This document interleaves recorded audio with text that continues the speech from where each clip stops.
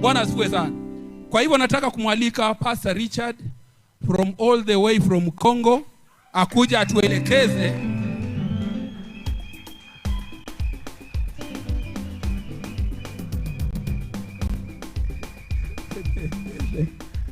chukua muda. Yes, tunaenda. Jésus. Alléluia. Tunaenda. On y va. Oh, alléluia, Yesu anatawala. Alléluia, Yesu anatawala. Oh, alléluia, Yesu anatawala. Oh, alléluia, Yesu anatawala. Oh, acha ni mabudu ni mutegemee kwa kuwa Yesu anatawala. Kwa kuwa Yesu anatawala. Amen. Basi unaweza kuanza kuketi, unaweza kuketi kwa heshima na Mungu wa Baba aweze kukubariki. Kwa majina vile Baba ametoka kusema, naitwa mtumishi wa Mungu Pastor Mugisho Chikala Richard. Na Baba haiko tu na watoto hapa Kenya, Baba iko na watoto hata nje ya Kongo, dunia mzima. Amen. Na Revival Apostolic iko international, haiko ya hapa tu, hata nje ya nchi tunatawala. Amen, amen. Na Mungu atakupatia kutawala. Mimi naamini kwamba hii ibada na hii wiki haiko vile huko njoo kisu utabakia. Mungu atakupeleka viwango vingine. Sasa tunakwenda kusoma maandiko yetu katika kitabu kile cha Waamuzi 20, Waamuzi 20:18-27. Tunaweza kushimama kwa kuheshimia neno la Bwana. Tunaweza kushimama kwa kuheshimia neno la Bwana. Tunaweza kushimama.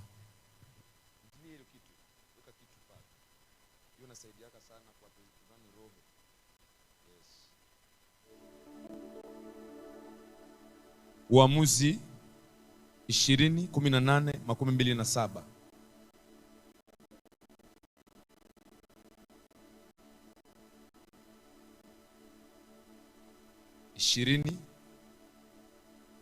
Mtanielewa Kiswahili changu, mtakielewa. Yes. Waamuzi 20:18.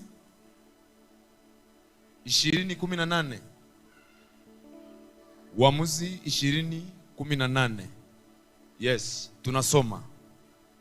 Waisraeli wakapanda Beteli na kumuuliza Mungu, ni nani miongoni mwetu atakayetangulia mbele yetu ili kupigana na Wabenjamini?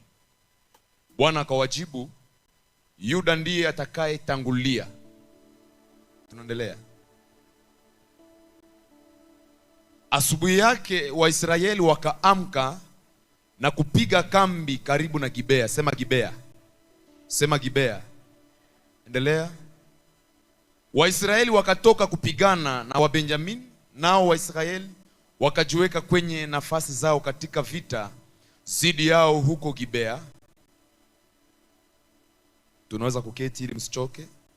Wabenjamini wakatoka Gibea na kuwaua watu 2,000 wa Israeli siku ile. Endelea. Lakini Waisraeli wakatiana moyo kila mmoja na mwenzake, nao wakajiweka kwenye nafasi zao katika vile vita mara ya pili, mahali pale walipokuwa wamejiweka mara ya kwanza. Okay? Waisraeli wakapanda mbele za Bwana na kulia mbele zake mpaka jioni. Nao wakamuuliza Bwana wakisema, je, tupande tena kupigana vita na Wabenjamini ndugu zetu? Bwana akajibu, pandeni mkapigane nao. Ndipo Waisraeli wakakaribia Wabenjamini siku ya pili. Wakati huu Benjamini walipotoka Gibea ili kupigana nao, wakawaua watu wa Israeli 18,000 wote wakiwa wamejifunga pamoja. Ndipo Waisraeli watu wote wakapanda, na ni hapa ambapo tutazungumzia sana, nifuatie pale vizuri. Ndipo Waisraeli wote wakapanda Beteli huko wakakaa mbele za Bwana wakilia. Wakafunga siku ile mpaka jioni na kutoa sadaka ya kuteketezwa na sadaka ya amani kwa Bwana. Sema sadaka ya amani kwa Bwana. Endelea na maandiko. Nao Waisraeli wakauliza Bwana sasa. Ile siku langaje lugha ya Mungu ikabadilika. Katika siku hizi sanduku la agano la Mungu lilikuwa huko, yes. Na Finehasi mwana wa Eleazari mwana wa Aroni alikuwa anahudumu mbele ya hilo sanduku. Wakauliza, je, tupande kwenye vitani kupigana tena na Wabenjamini ndugu zetu au la? Bwana akajibu, nendeni kwa kuwa kesho nitawatia mikononi mwenu. Amen. Niliwaza utashangilia neno la Bwana. Nilifikiria utashangilia neno la Bwana banduku. Haleluya. Haleluya. Hii mwaka utatawala.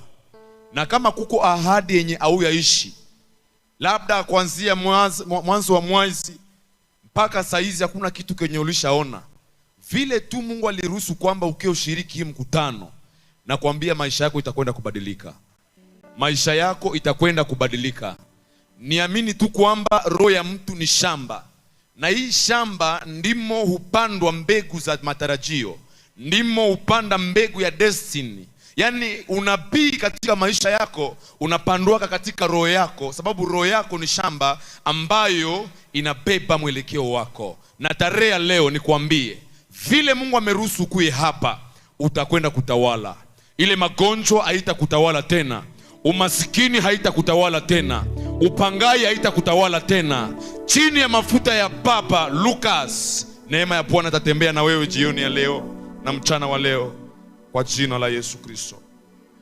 Kuna mambo unajifunza sana kwa ndege.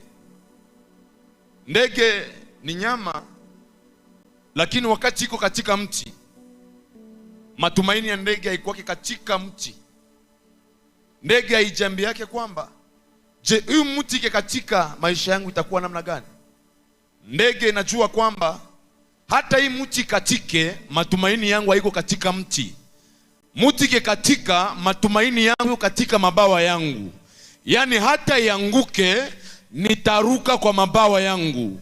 Mumaisha usitegemee mwanadamu, tegemeo yako ikuwe kwa akili zako na Mungu peke yake. Ukisha amini watu sana, manake utalia sana. Unapoamini Mungu sana, maisha yako itaenda mbali. Niambie jirani, tegemea Mungu na utegemee maisha yako. Na unapojitegemea, ni pale utaweza kutawala vizuri.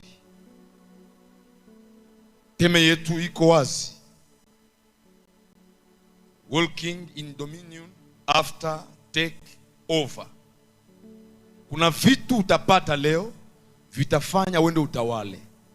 Kuna mafundisho utapata leo vitafanya uende utawale. Hawezi kutawala na hauna vitu vitakavyo kufanya utawale. Na ni pale Yesu akawaambia mtume, eti msitoke katika chumba cha juu katika Yerusalema, huko msubiri Roho aje. Atakapokuja kwenu, nguvu mtakazozipata zitawapa ujasiri wa kwenda kutawala. Na leo Bwana anahaidi mtu mmoja tarehe leo, nguvu za Bwana zitakufanya uende utawale leo. Nguvu za Jehova zitafanya uende utawale leo. Pigia Yesu makofi. Uko unapiga makofi, Mungu yuko analeta zile nguvu kwa maisha yako. Uko unapiga makofi, Mungu yuko anaaktivate hizo nguvu kwa maisha yako katika jina la Yesu Kristo. Sasa nashukuru Mungu wa Baba ambaye ameruhusu kwamba nisimame hapa. Mungu wabariki baba yetu kwa hii neema na nafasi ametupatia kuweza kusimama kuzungumza bahali pa Bwana. Na mimi nashukuru sana baba, Mungu akubariki sana. Nashukuru pia madhabahu, nashukuru pia mama kabisa, na furahia upendo wenu. Sasa nataka nikupatie mambo kidogo inayopaswa kutembea nayo ili uwe na nguvu za kutawala. Natembea na somo fupi, kuheshimu kanuni za kiroho ni njia ya kutawala. Unaweza kuandika, kuheshimu kanuni za kiroho ni njia ya kutawala. Inakwenda kutoka. Kila kiumbe Mungu alileta duniani, maandiko yanasema kwa kitabu cha Mhubiri 13:7, eti udongo unarudi katika udongo mahali ulipotoka, na roho inarudi kwa Mungu mwenye alitowaka. Ni kusema kabla ukuje kudunia, roho yako ilikuwa kwa Mungu, alafu Mungu akaona ni vema akutume. Mnakumbuka wakati ambapo wanafanya kikao mbinguni, wakasema tumtume nani aende aokoe dunia? Maroho ndizo zilikuwa zinakaa pale, na roho moja ikasema unitume mimi. Ile roho haikushuka namna ilivyo mbinguni, ilipita katika tumbo la mwanamke ili kuja itimilize malengo. Mpendwa, maandiko yanasema kwa kitabu ya Yeremia 29 kwamba Mungu ana mipango mizuri kwa ajili yetu, na wala si mipango ya ole, bali mipango ya amani. Yeremia 29:11. Manake Mungu anajua destiny yako kukupita we. Hauko hapa kwa bahati mbaya. Ukifikiria ulikuja hapa kupoteza muda, utarudia pasipo kitu. Lakini ukikuja hapa kwa kushota, utarudia na baraka. Na naamini Mungu wa hii madhabahu atakubariki. Yes, naamini Mungu wa hii madhabahu atakwenda kukubariki. Kanuni ni kama sheria. Kanuni ni kama sheria. Katika ulimwengu wa roho ama ulimwengu wa mwili, kitu kinachoongoza ni sheria. Government haiwezi kuongoza pasipo sheria. Na ukivunja sheria, tambua utaadhibiwa. Ulimwengu pia wa roho, ufalme wa Mungu, unaongozwa na sheria. Na usipoheshimu sheria, kuna vitu hautaishi. Unaweza kutembea hapa kudunia na ujinga baada ya miaka 20. Kumbe maisha ya kitu kinachokutesa si mambo mengine ila ujinga. Shetani kitu ambacho anakielewa sana, anajua akiharibisha kichwa chako amekushinda. Hii kanisa kabla ikuje hapa, kabla ijengwe, ilikuwa mkichwa ya mtu fulani. Hivi vyombo ambavyo mnaviona tunavitumia hapa vilikuwa kwa kichwa. Duka la wafanya biashara ni mambo ambayo ilikuwa kwa kichwa. Yaani shetani anajua nguvu ya mtu iko kwa kichwa. Na ndipo akamwambia Samsoni kwamba usinyoe nywele za kichwa chako. Kwa nini? Maana nguvu za Samsoni zilikuwa zinafichika kwa kichwa. Hebu gusa kichwa chako. Sema, Bwana Yesu, tarehe ya leo fungua akili yangu katika jina la Yesu. Somo iko ndefu, lakini nitagusia kwa uchache sababu muda wetu pia ni adui. Sikiliza. Mungu haezi bariki mtu. Andika. Mungu hawezi bariki mtu bila dhabihu. Kamwe Mungu hawezi kukubariki wakati hauyafanya mwili wako kuitoa kwa Bwana kuwa dhabihu takatifu iliyo hai. Na tutazungumzia hapo huku chini. Subiri kwanza nikuongelesha habari hizi ambazo tumetoka kuzisoma. Taifa ya Mungu inajipanga kwenda kufanya vita. Hebu nifuate hapa vizuri. Taifa ya Mungu inajipanga. Na walipotambua hii ni vita, wakasema kabla twende tufanye vita, tuulize Mungu. Na walipokwenda kuuliza Mungu, Mungu akawaambia mwende mkumbane, mwende mpambane. Wanakuja kuuliza shauri kwa Mungu. Mungu anawaambia kwamba mwende mgombane. Si Mungu anasema? Si Mungu anasema? Sikiliza hapa. Mungu anasema mwende mpambane. Katika maisha yako, kabla ya kufanya jambo lolote, iwe maamuzi, omba shauri kwa Mungu. Kabla ya kuoa, omba shauri kwa Mungu. Watu waliooa pasipo kuomba shauri kwa Mungu, leo hii washakuwa waombaji wa vitambaa kichwani, sababu mateso imezidi. Yaani mateso kuna muda inakufanya kuwa muombaji pasipo mipangilio. Unapotaka kuoa, omba shauri kwa Mungu. Maana Mungu wakati unamuomba shauri, anakulekezaka, anakutia katika mstari. Tambua kwamba kuoa mzuri, mke mwema ni zawadi Mungu anapatiaka waume ambao wanamuogopa Mungu. Mume mwema pia ni zawadi Mungu anapeaka wanawake ambao wanamuogopa Mungu. Sasa ni shida kwako kuishi kudunia pasipo kujua kuomba Mungu shauri. Sijui kama naongea na mtu fulani hapa.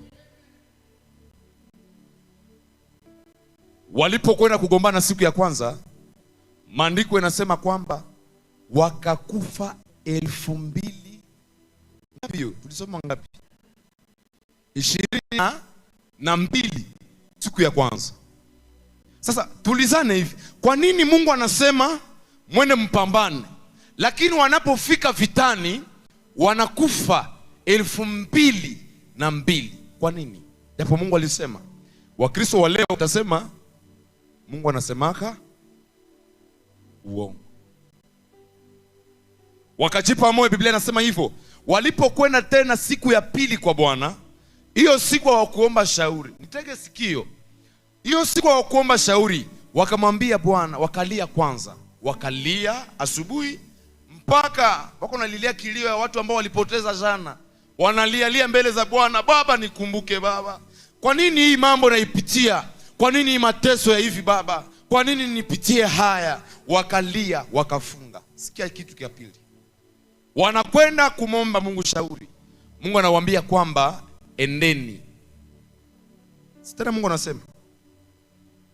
Wakaenda kupigana vita. Huku ukituandalia kitabu cha Hosea 4:6. Yes, Hosea 4:6. Mungu anawaambia mwende mpambane. Walipokwenda kupambana, maandiko yanasema kwamba ile siku ya pili wakakufa 1000 ngapi? 10,010. Tufuatane vizuri, tusikiane hapa. Maana usipoelewa hapa utaelewa hukumisho. Wakakufa 10,018. Kwa siku mbili wakapoteza waume wangapi? Tuambiane vizuri. 2002 na 18 inakuwa ngapi? Inakuwa ngapi? Inakuwa 40. Yaani wao kuliko watawale vita iko na watawala. Walipopoteza waume wajane wangapi katika nchi? Okay. Mayatima ngapi wanakwenda kuteseka? Mayatima ngapi hawatasoma tena? Mpendwa, usipoelewa kanuni za kiroho unaweza kuzeheka na haukusomeshaka hata mtoto mmoja. Usipoelewa kanuni za kiroho unaweza kuzeheka na unawacha watoto wakiteseke hapa barabarani. Sikiliza kitu kilichowaokoa. Wao wanakwenda kupigana hapo Gibea. Kumbe hapo Gibea pako madhabahu ya Baali ambao imejengwa. Alafu wao wako wanaenda kwa Mungu kumuomba shauri, kufanya mafungo, kulialia na emotion. Kumbe emotion azitumike katika ulimwengu wa roho. Hiyo ni Kiingereza, unielewe vizuri. Nakosa niziseme namna gani kwa Kiswahili. Emotions. Jo emotions. Hisia. Ulimwengu wa kiroho haitembeagi na hisia. Walikuwa wana wa Mungu, taifa ya Mungu. Siku ya kwanza banakufa. 2002.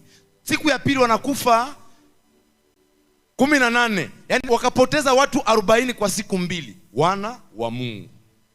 Haiko kukuwa Mkristo ndio nakupatia haki yote ya kutawala. Kuna kanuni sherti usikilize tarehe leo. Kuna kanuni sherti usikilize tarehe ya leo. Umeandika pale kitabu cha Hosea 4:6. Biblia inasema kwamba taifa langu linapotea. Tuko na ifo tunapata vitu vitakavyofanya tutawale kesho. Taifa yangu inafanya nini? Inaangamia kwa kukosa maarifa. Hizi siku tuko tunajenga kanisa kubwa kubwa, lakini shetani pia kanisani anatengeneza wajinga wakubwa. Yaani unakuta mtu anaweza kutaja wachezaji mpira ya Barcelona wote, Messi, Cristiano, Benzema, Pogba, wachezaji mjiki, Fali, Mai. Sasa unakuta katika kichwa chake pako mambo ambayo sio ya msingi, lakini ukamuuliza, niambie mitume 12 Yesu aliowaacha, anaanza hivi. Kunakuwa mtume wanaita Lucas. Kunakuwa mtume wanamuita Don Bosco. Katika mitume kuko Don Bosco. Unamwambia nipatie andiko 10 zinazokusaidia katika maisha yako ya kiroho siku. Mjinga. Anaweza kuwa kanisani, anasikia hii neno huko nafuata. Akitoka nje wanamuuliza ulisikia nini? Mtumishi kutoka Kongo alikuwa anavala veste koti ya nyekundu, kiatu kisichoeleweka. Unakuta mambo iko katika kichwa chake. Yaani ni mambo isiyo ya msingi. Na unaweza kukua na maandiko mingi mkichwa yako, lakini ile maandiko kama haikujue ni shida sana. Unaweza kuwa na Biblia inajaa maandiko, yani uko na maandiko katika kichwa chako, unaijua, lakini kama ile andiko haikujui. Na ni pale Yesu anasema kwamba wakati ule nitakwambia ondokeni. Yani unajua Yesu ni Yesu hakujui. Kila andiko kwa Biblia, maana Biblia ni neno la Bwana, ni kinywa cha Mungu. Maana kila andiko unayosikia unapoisahau, Mungu anakutupa. Watu wangu wanaangamizwa kwa kukosa maarifa. Kwa kuwa wewe umeyakataa maarifa, na vile vile jirani, kwa kuwa umekataa maarifa, ongea naye vizuri, usimwogope hata kufanya chochote. Kwa kuwa umekataa maarifa, mimi nitakukataa pia wewe. Yes. Kwa kuwa umeacha kuijali sheria ya Mungu wako, mimi nami sitawajali watoto wako. Sema ujinga. Kilichowaokoa hawa watu kwa siku ya tatu, wakasema tuko tunaenda kupambana huku tunaishi maneno nyiko kinyume na kenye Mungu alisema.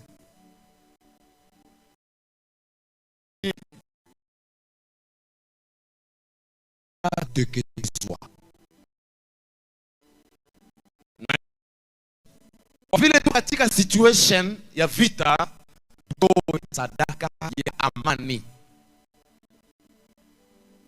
Kila situation ya maisha yako utakayoipitia, labda unakosa nyumba, labda haujaolewa, labda hayo unatakiwa kuirepresent na sadaka.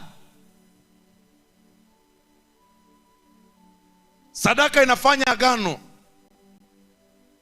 na wala si maneno. Walipotambua hiki kitu, ndipo wakaja mbele ya Bwana. Angalia, kila mara unapokuja hapa kui madhabahu ndani ya kanisa hii, usipoheshimu hii madhabahu, pako kanuni za kuheshimu madhabahu. Usipoheshimu na hisia zako, utarudia hivyo. Sadaka inaheshimu madhabahu. Sadaka inaheshimu madhabahu. Ukisoma Mezali 3:9-10 ni pale maandiko nasema kwamba mumheshimu Bwana kwa mali zenu. Manake mtu haezi kaheshimu Mungu kwa maneno. Hata katika nyumba ununuliaki mke wako mavazi, hata kuita kwa jina lako, hata kuita mume wangu, hata kuita kwa jina lako. Yaounde uko wapi? Mtumishi Owiti. Unaona anakuita kwa jina lako sababu hauna tena thamani mnyumba.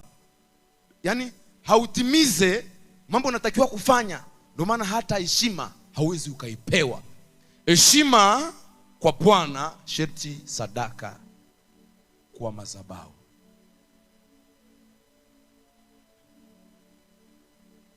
Tunafuatana vizuri? Amen, amen. Unakutanaka kanisa wakati tu unaanza kufundisha mambo ya sadaka.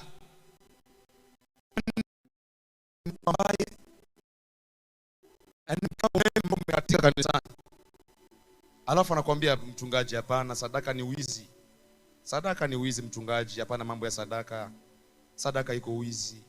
Alafu huyo mtu anaweza kumuhonga mke wa watu, anampea 10,000. Ukimuuliza, mbona ya kwanza ulisema ni wizi? Sasa na hii ni ya nini? Anakuambia hii ni sadaka ya upendo.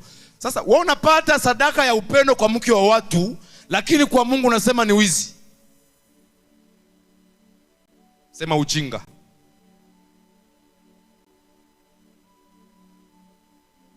Yaani kuna mambo utapata na inakwenda kufungua njia ya kutawala kwako. Yaani kama pako ujinga kwa kichwa chako, naomba Mungu wa hii madhabahu aende itosha. Kama pako mafundisho shetani aliweka kwa kichwa chako, tunakwenda kuitosha kupitia neno la ukweli katika jina la Yesu. Sikiliza, sadaka na dhabihu zinafungua mbingu. Sadaka na dhabihu ndizo zinafungua mbingu. Yaani maombi ni kama kubisha hodi. Bwana nitendee hiki. Bwana nikumbuke kwa hiki. Sadaka ndo funguo. Ambia jirani yako funguo ndo sadaka. Sasa ujinga wa Wakristo wa hizi siku, wanaweza kwenda kwa waganga. Nani mwenye amewahi kwenda kwa waganga? Aweke kidole juu. Ni kama tu mfano kidogo. Ni ushuhuda wa zamani. Yesu alituokoa. Umewahi kutoka huko? Unaweza kufika kwa waganga alafu ukarudi mikono ukashindwa kuweka kitu hapo? Sheti uweke kitu hapo. Tufuatane vizuri hapa. Sijui kama tuko pamoja. Hauwezi kutoka hapo kama hauweki sadaka. Unapotoka na uweke sadaka, wewe tambua tu kwamba usiku utageuka panya. Wewe tambua tu usiku wewe haupo mzima. Yaani unakwenda kufa. Anapokupea mganga anakupea hiyo kitu anaita sabuni, eti hii uweke kwa kitanda, mume wako atakuwa kama kiwelewele, atakuwa mtu waeleweka. Kishinda. Sio sabuni, lakini hiyo sadaka ambayo umeipana ndio imefungua mlango ya mapepo kwenda kwa maisha yako. Yaani sadaka inafungua mbingu. Najua amene zenu zitakuwa kidogo sana. Sitapata hata amena humu. Paski mafundisho sitapata amina. Sitapata amina kabisa. Sasa walipotoa sadaka ya dhabihu, wakaenda kumwambia Bwana, twende tupambane. Mungu akasema, mwende mkapambane sababu kesho nimewapa adui zenu katika mikono. Manake turu ya kwanza walienda kuomba Mungu kwa maneno. Turu ya pili wakalialia mafungo kwa maneno. Ya tatu wakapata ufunuo, wakasema hapana, taifa ya Mungu haitapotoka kukosa maarifa. Wakasema hivyo tunatoa sadaka, isindikize hii maombi, isindikize hii vita, na hiyo usiku wakapata ushindi. Nikwambie kama mtumishi wa Mungu, unaposhikia hii maneno, hii maarifa, unaitimiliza, maisha yako haitabakia hivyo. Maisha yako haitabakia. Nipatie amena mzuri niongee kitu. Sijui kama nakukwaza. Nakukwaza Eti usipopokea maarifa, unapoikataa, Mungu naye anakutupa. Unaona Mungu anakwaka. Sasa usipopokea hii neno ya kweli, Mungu anasahau na watoto yako. Wanakuwa wa maibobu, kwetu tunawaita washegi. Usipopokea maarifa. Nigusie mkono wa jirani, mwambie jirani, tarehe ya leo, ile akili ambayo ulikuwa nayo zamani, uibadilishe. Uibadilishe. Jua siri ya sadaka na dhabihu. Ni mambo ambayo inafanya kazi kiroho sana.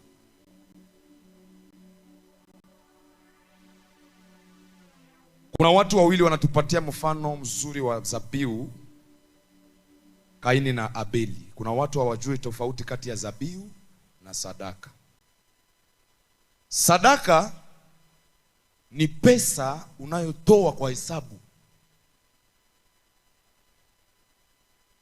Yaani sadaka, unaposikia eti sadaka ni jambo linatolewa kwa hesabu, kwa kutumia akili.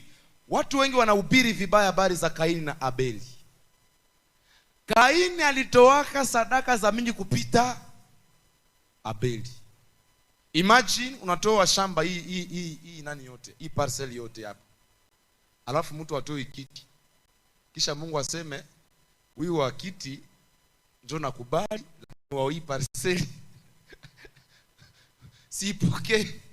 Imagine, hautakasirika? Hautakasirika?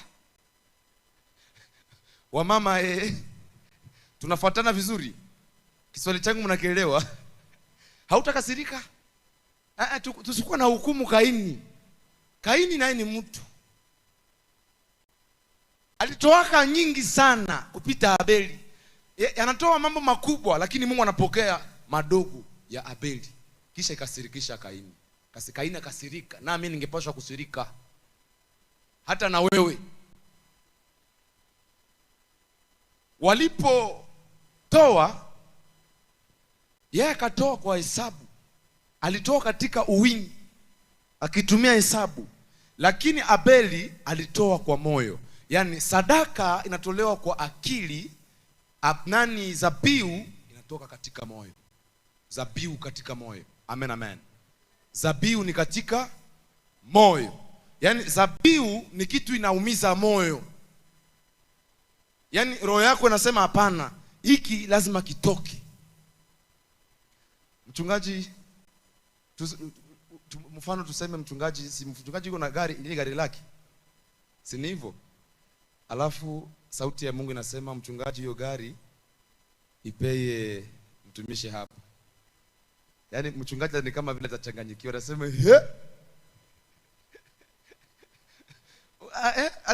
atachanganyikiwa nini? Njoo dhabihu. Abrahamu, Mungu anamwambia toa Isaka. Kwa nini aka katoto kadogo kile umenipatia alafu unakahitaji? Mungu alimlomba dhabihu. Sikiliza, mwanzilishi wa dhabihu ni Mungu. Kabla Mungu aokoe dunia, hakutumia SMS, hakutumia maneno, alitumia dhabihu. Hauwezi ukaokoe dunia usipotuweza ujua siri ya dhabihu na sadaka. Mwanzilishi wa dhabihu ni Mungu. Tupigie Yesu makofi. Amen, amen. Haleluya. Haleluya. Yes.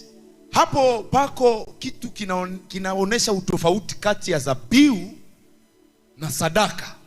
Yaani dhabihu ni kitu unatoa, lakini moyo wako ni kitu ambacho unabaki nacho. Kwa nini tena Mungu anakihitaji? Yaani unasikia, na unapotoa kitu, Mungu anapokulomba dhabihu unatoa sadaka, hiyo si dhabihu. Maisha yako inapokuwa na amani, toa sadaka. Maisha yako inapopita vita, toa dhabihu. Wamama tunafuatana? Haleluya. Haleluya. Yes. Maisha yako inapopitia vita, toa dhabihu. Unapopitia amani, toa sadaka. Mchile katika kitu ndugu yangu, mchile katika kitu. Tunatafuta kuomba Mungu. Kuna kwa mtu wa pili anaitwa huyu mjane katika kanisa. Matajiri walitoa sadaka. Na kupatia kanuni zitakazofanya utawala. Usipoelewa kanuni za kiroho, huwezi kutawala. Huwezi kutawala. Yes, huwezi kutawala. Mungu akusaidie unielewe. Hata watu wawili wanielewe ili wasaidiwe, inatosha. Wakatoa sadaka kanisani. Walipokuwa wanatoa kanisani, Yesu akakuja akasema, nyinyi nyote hamkutoa kitu, lakini huyu mjane alitoa ngapi? Senti. Si ndivyo maandiko yanasema? Akatoa senti. Wengine walitoa kwa wingi, yeye akatoa senti. Lakini Yesu akasema nini? Huyu ndiye ametoa sadaka. Manake wale wengine walitoa kwa hesabu, kutokana na uwingi waliokuwa nao, lakini huyu mjane akatoa kutokana na ukosefu waliokuwa nao. Sema zabihu, sema sadaka. Sikiliza, kuloga anafunga maisha yako ndani ya maji.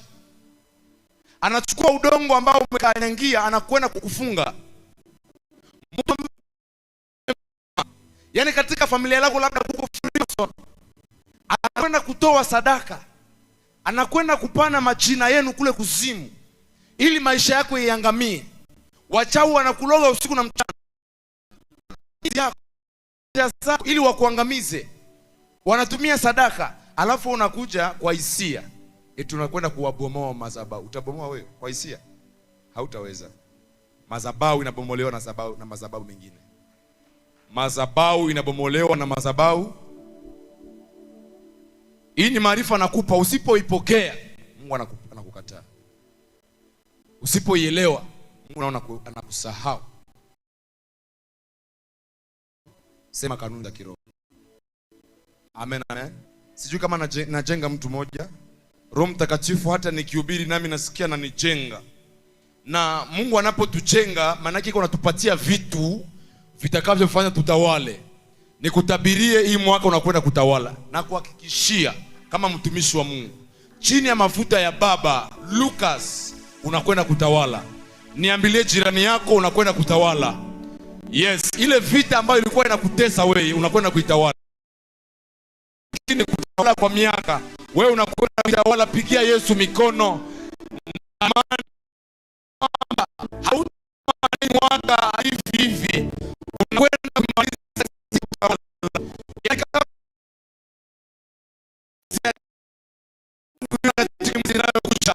Hii mwezi ya 8 ikuwe mwezi yako ya ushuhuda. Hii mwezi ya 8 ikuwe mwezi yako ya neema. Bwana kutosha chini akupandishe juu. La badisha. Amen. Ni hivyo kanuni za kiroho zinafanya agano. Maombi inabisha hodi, lakini sadaka na zabihu zinafungua njia. Yaani mtu amekuikalia kwa wafumu, amependa. Leo umekuwa na miaka, unakwenda kuzeheka, maisha yako mateso, upangai, alitumia sadaka. Lakini wewe ndio maana unakuta shetani anawatengeneza wajinga wengi kanisani.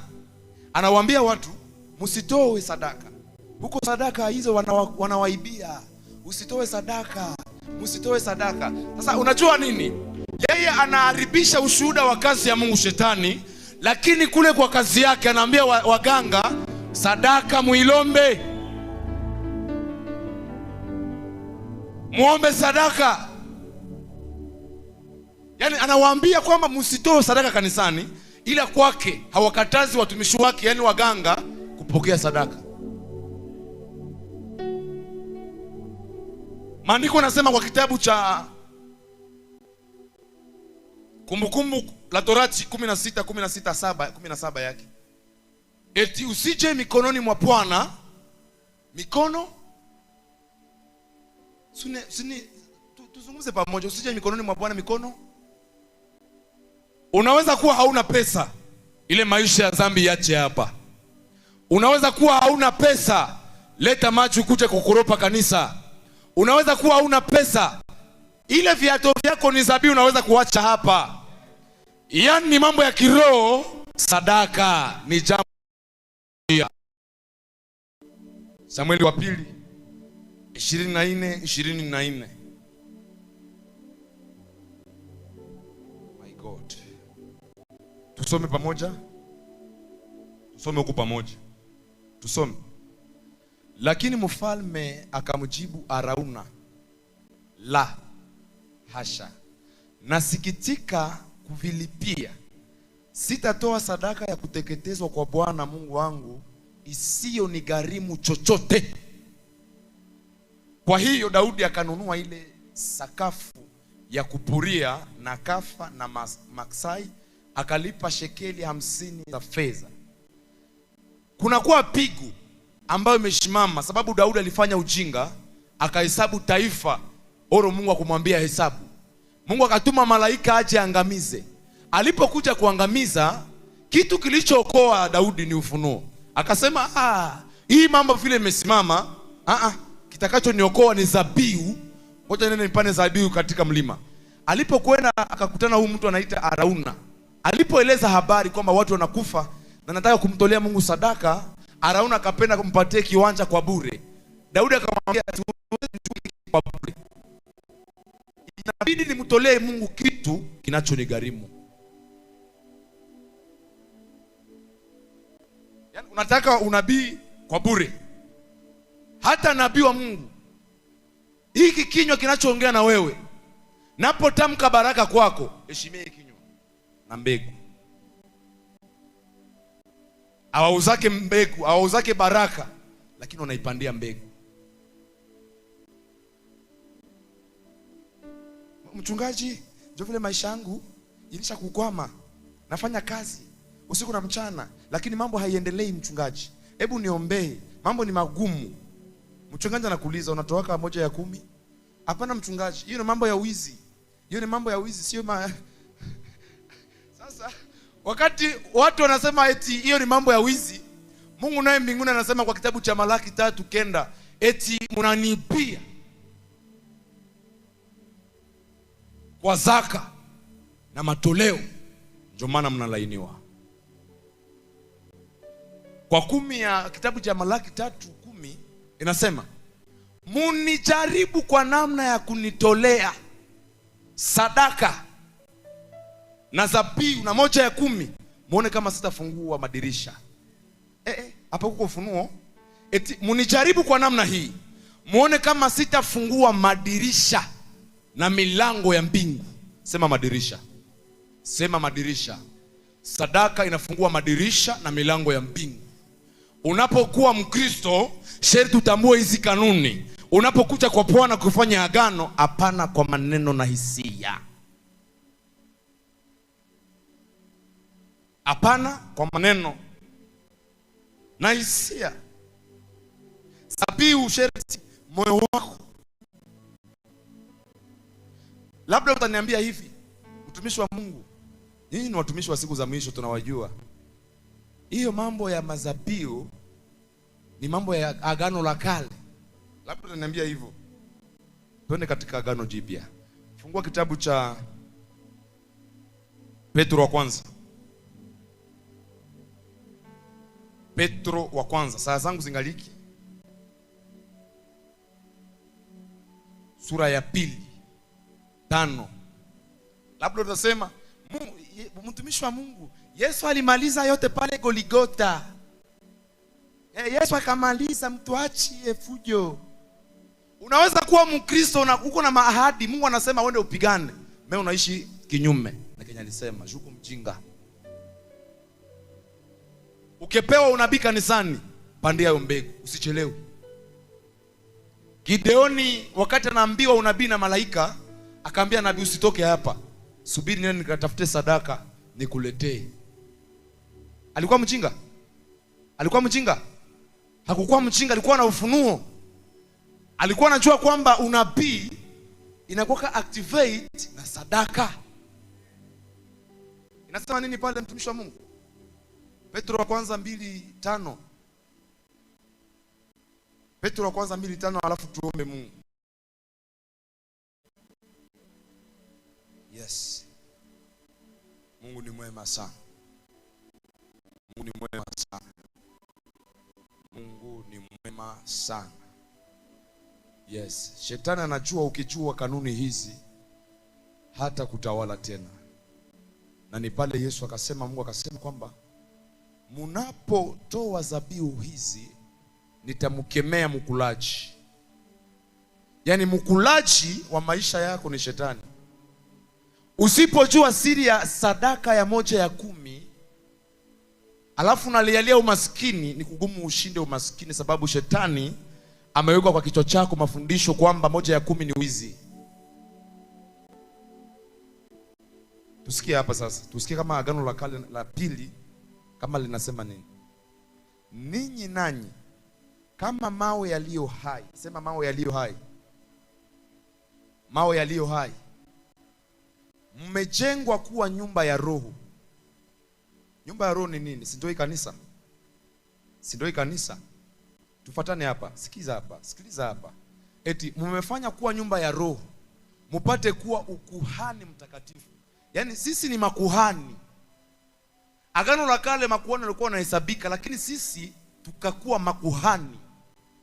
Na ni pale Biblia inasema kwamba sisi ni hekalu la Roho Mtakatifu. Mchungaji ni nani? Mchungaji ni wewe. Roho yako shahidi itoe mazabihu. Sikia hapa. Mkitoa zabihu za kiroho zinazokubaliwa na Mungu kwa njia ya Yesu Kristo. Mungu alivuta zabihu?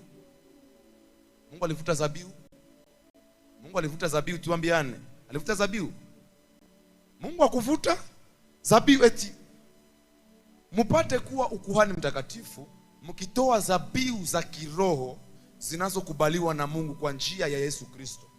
Zabihu ziko. Zabihu ziko. Ukisoma pia kitabu cha Waroma 12:1, pia zabihu ziko. Toeni miili yenu kuwa zabihu takatifu. Yaani muda wako mkanisa kuhubiri injili, kwenda kutangaza injili, kwenda kuwaokoa watu, unatoa mwili wako kuwa zabihu. Mkristo ambaye anakazwa ili akuje kukoropa kanisa, kuja kuhubiri watu wengine, kufanya kazi kanisani, ule mtu hatoi zabihu. Ule mtu atoe zabihu. Simama mahali ulipo, tunakwenda kuomba Mungu. Tunakwenda kuomba Mungu. Sijue situation gani unapitia. Zabihu ya kwanza kwa kila mtu ni mwili yake, kwenda kuokoa zingine nafsi, kuzileta kanisani. Ni shida ukuwe Mkristo ufikiri kwamba ulikuja duniani kununua viwanja, watu waone kwamba una viwanja. Ni shida kudunia kufikiri kwamba ulikuja kukula maharagwe, ulikuja kufanya mission. Zabihu ya kwanza ni kutoa nafsi yako, mwili wako kuwa zabihu, muda wako, nguvu zako zote kwa Mungu. Zabihu za kiroho pia ambazo tumesoma hapo. Zabihu ya kufuata, zabihu ya kujisaidia, kusaidia watu wengine, nao ni zabihu. Kuacha roho mbaya ni zabihu. Kupenda Mungu ni zabihu. Amen, amen.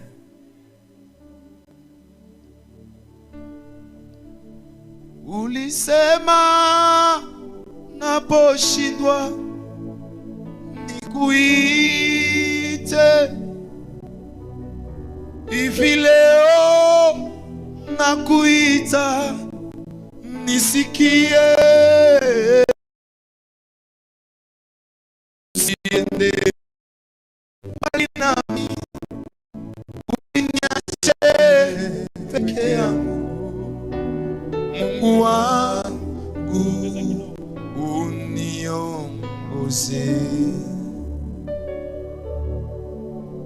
Ulisema naposhindwa nikuite,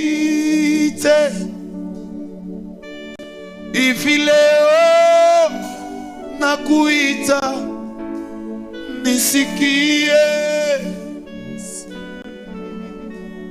Usiende Anza ambia Mungu akusamehe, sababu ulitembea kwa ujinga miaka 20, miaka 10 pasipo kuchua kuheshimu sadaka.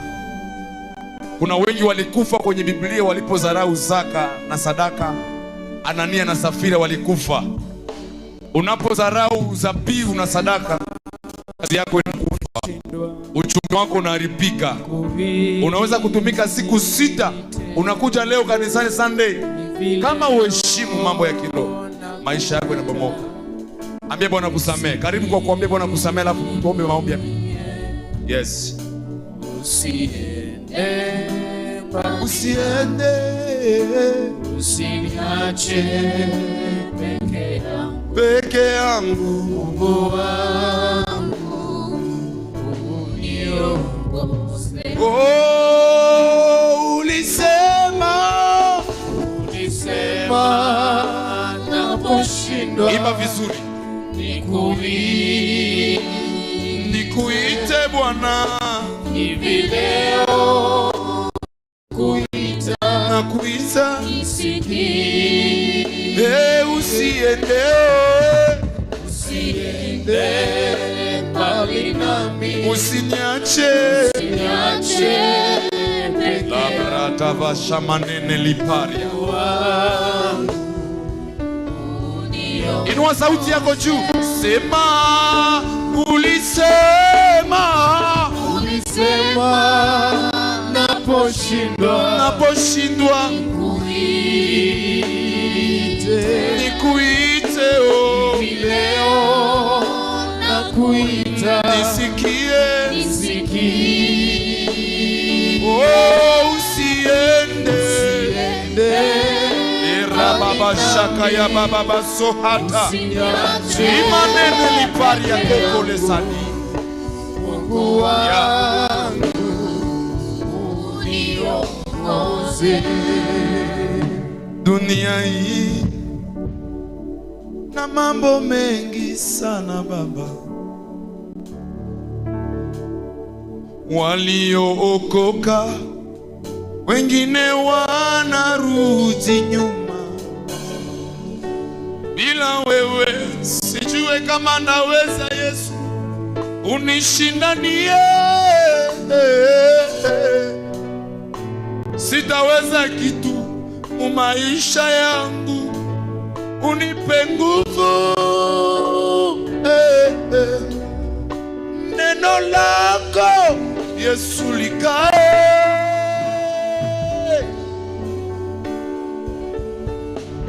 Tulia. Niko natafuta omba na mtu mmoja wa imani.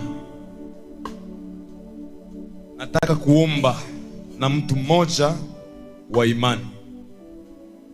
Tunapokuwa humu ndani, eti siku zile za mwisho, Mungu anataka waabudu, watakao waabudu katika roho na kweli. Hapa tuoperate katika mambo ya mwili, hapa ni katika mambo ya roho. Na kama uko na matatizo, inakwenda kuishia hapa, inakwenda kuishia hapa. Yaani Mungu anapoahidi kutupea utawala, unakwenda kutawala ukiwa na maarifa, unakwenda kutawala ukiwa na nguvu. Piga kifua chako, sema nitatawala, sema nitatawala, sema roho yote ya kunitesa. Tulia kidogo, nataka niombe na watu wa imani. Mungu alinionyesha kwa hii conference, kuna watu magonjwa itawaacha, kuna watu utasa utawaacha. Na nianza nikupatie taarifa, niko na chumvi Mungu aliniambia nilete hapa Kenya, nilitoka nayo Kongo, hapa kwa mlima wa Segu. Mungu akaniambia kwamba mtumishi wangu, niko na wewe. Wakati Mungu ananiambia kwamba niko na wewe wende Kenya, nikamwambia Mungu hapana, hivi vyako hapana. Nikamwomba kumlima, nikamwambia Mungu, sina kitu fulani, kabla niende nipe nacho. Niliomba maombi na Mungu akakifanya. Sikuamini kwanza. Nikatoka nikafika hapa ku frontier, kumipaka, kuboda za nini za mpaka wa Uganda na Kenya. Nikashambuliwa, shetani akazuia nisivuke. Nilikuwa na pesa wakazibakiana zote. Nilikuja hapa sina chochote, wakabaki nazo. Lakini Mungu, nikamwambia Mungu, hivi yako hiyo makazi zako hizi mimi nataka niziache. Kwa nini nifike hapa alafu mambo ya hivi nilikute? Mungu akaniambia kuwa kimya. Gari lilikuwa limeniacha, naanza kujiuliza, Mungu, hii ni kazi yako au ni kazi nyingine? Mungu akaniambia, mtoto wangu tulia, kuna kitu nakufunza. Mungu akafungua njia, nikaingia. Nikafika hapa. Nilijiuliza nitafika kwa nani? Kumbe Mungu ashatayarisha malaika wake, baba yetu. Akasema, mtoto wangu kuja hapa. Nikafika. Na vile Mungu aliruhusu nifike hapa, ile shida yako inakwenda kuisha. Ile magonjwa yanakwenda kukuisha. Ile maproblemi yanakwenda kuisha. Sema itaisha leo. Itaisha leo. Le bradaba shamanana le paria.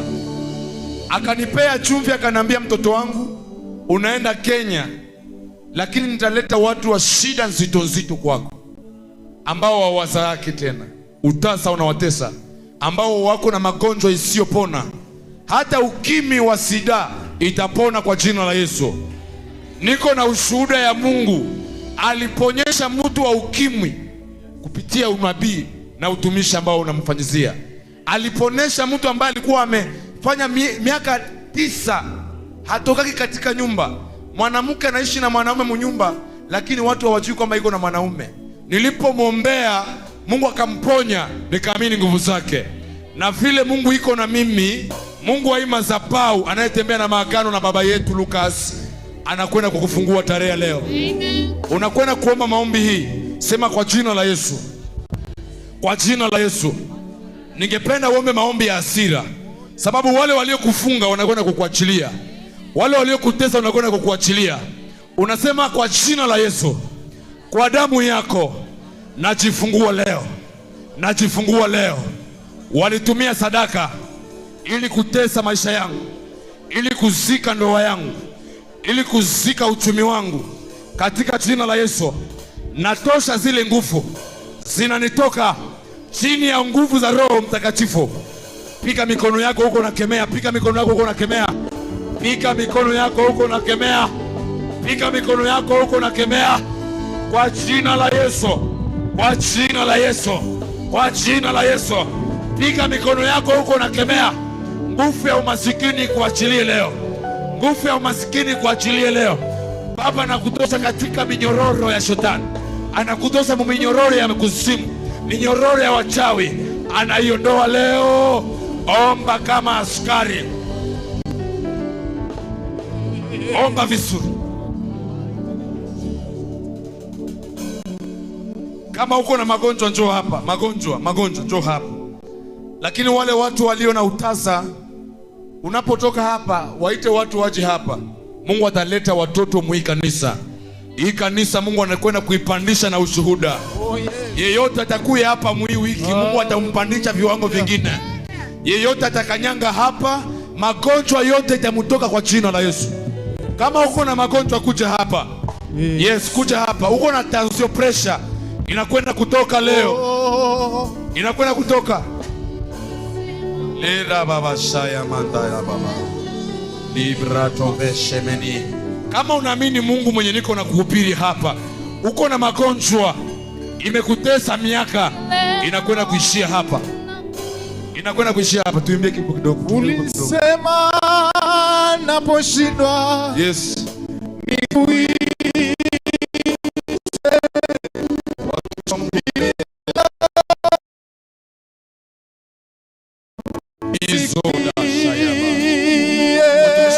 Tuombe hawa watu. Usiende mbali nami, usiniache.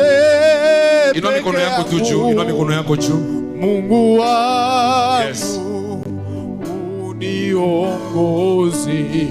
Baba, katika jina la Yesu. Wewe peke tu ndio uko na mamlaka. Musa alipofika mbele ya Farao, akaitupa nyoka chini, kageuka muti chini, kageuka nyoka. Farao akaleta wachawi 500 wakaja mbele ya Farao, wakatupa miti chini, kageuka nyoka. Lakini ni fimbo ya Musa iliyomeza fimbo za wachawi wa Farao. Roho Mtakatifu ina uwezo wa kumeza magonjwa ambayo imesukumwa. Ninapokuomba tenda ishara. Kama pako magonjwa katika mwili wako, na kuamuru itoke. Hii wiki inaanza na miujiza. Hii wiki inaanza na neema. Pokea neema ya Bwana. Pokea neema ya Bwana. Pokea neema ya Bwana. Chini ya mafuta ya Baba, mimi nakuombea, pokea hiyo neema katika jina la Yesu. Bwana, ulisema tuweke mikono kwa wagonjwa watapata neema. Magonjwa mama ametembea nayo kwa miaka. Kila roho ya magonjwa inayokaa katika damu yake, niko natangaza kama nabii, inamtoka, anakwenda kutawala. Magonjwa inamtoka. 1, 2, 3. Roho Mtakatifu, leta moto wako iteketeze kila ugonjwa katika mwili wa mtakazi wako. Amepata neema, anapata neema, anapata neema, anapata neema. Lebra shaba shamanene liba Lord rashabali. Baba, leta uponyaji, leta uponyaji. Hii wiki ianze na neema. Magonjwa ya miaka imemtoka, magonjwa ya miaka imemtoka. Wenjo unaponyeshaka, wenjo unaletaka miujiza. Tenda miujiza kwa watoto wako yaliyo magonjwa. Baba, neema yako itembee na mama, baraka zako zitembee na yeye. Kila magonjwa, iwe pressure inaruka, sema kwa jina la Yesu, kwa jina la Yesu, magonjwa yote katika mwili wangu inaniachilia. Mungu amewaponya. Yes, Mungu amewaponya. Amini, Mungu ameifanya. Mungu ameifanya katika jina la Yesu. Kuja na zabihu yako hapa, weke kwa madhabahu. Nimalize. Chukua zabihu, kuja weke madhabahuni hapa. Ulisema naposhindwa, chukua zabihu. Nikuite.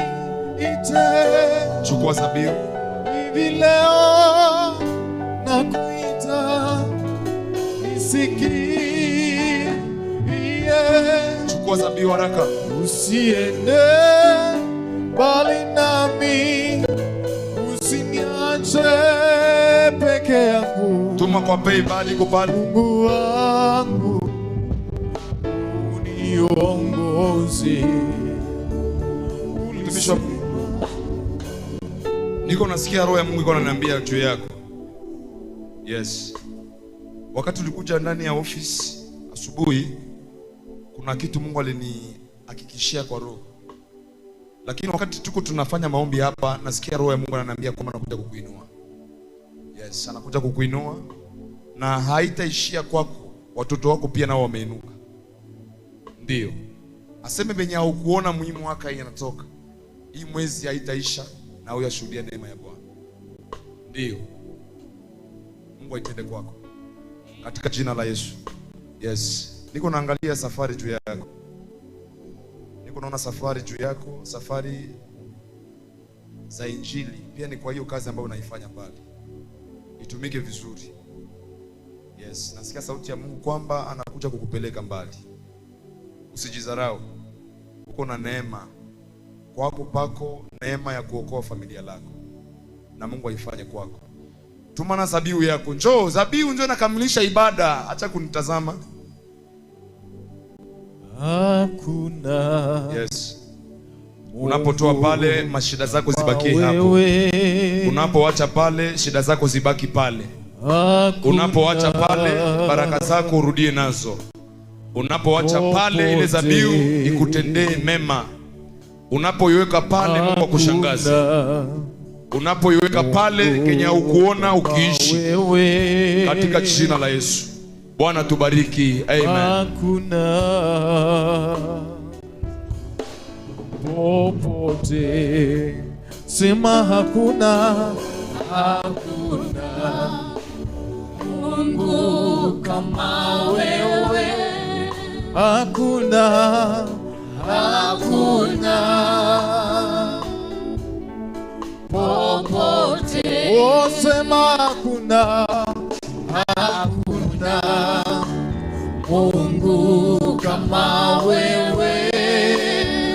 Lo, hakuna popote, hakuna mwenye ishara kubwa kama wewe Mungu. Hakuna mwenye ishara kubwa kama wewe. Tuime hakuna mwenye ishara kubwa nae kama wewe.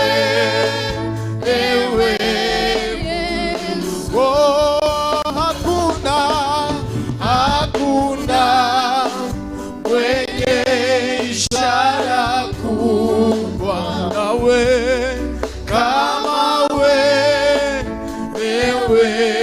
Mungu.